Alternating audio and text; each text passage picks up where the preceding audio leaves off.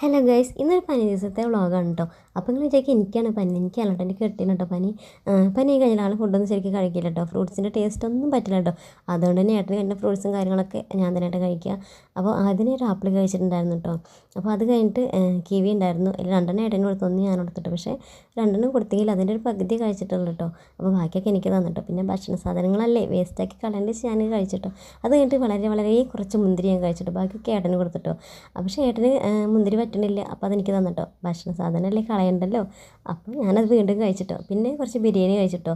അത് കഴിഞ്ഞിട്ട് ഏട്ടന് കുറച്ച് കഞ്ഞി കൊടുത്തു. പിന്നെ ഞാൻ ഇനി എന്ത് കഴിക്കുമെന്ന് ആലോചിച്ച് റൂമിലോട്ട് അങ്ങോട്ടും ഇങ്ങോട്ടും ഇങ്ങനെ ഉലാത്തിയത്. അപ്പോൾ നേരത്തെ ഒരു 5 ബ്രെഡ് കഴിച്ചിട്ടോ. അതിൻ്റെ ബാക്കി 2 കൂടി ഉണ്ടായിരുന്നു. അപ്പോൾ ഇനി കവർ വേസ്റ്റ് ആക്കാനായിട്ട് അതവിടെ വെക്കണ്ടല്ലോ വെച്ചിട്ട് അതെടുത്ത് കഴിച്ചിട്ടോ. നല്ല മധുരമുള്ള ബ്രെഡായിരുന്നു കേട്ടോ.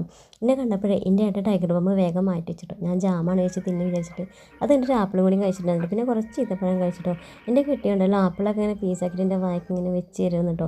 എൻ്റെ കിടത്തം കണ്ട് എനിക്കാണ് പനി തോന്നില്ലേ, എന്തായാലും സുഖം.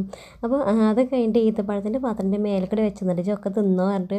അപ്പോൾ ഞാൻ അതിൻ്റെ ഒരു സന്തോഷത്തിലാണ് കേട്ടോ. ഫോർമാലിറ്റിക്ക് വേണ്ടി ഞാൻ ചോദിക്കുന്നുണ്ട്, നിങ്ങൾ തിന്ന് നോക്കി, വേണ്ട എന്നൊക്കെ പറയുന്നുണ്ട് കേട്ടോ.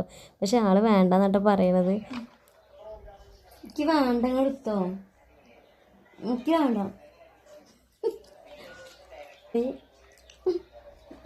വേണ്ട ചോദിക്കില്ലല്ലോ, കുറച്ച് കഴിഞ്ഞാൽ ഉറപ്പല്ലേ?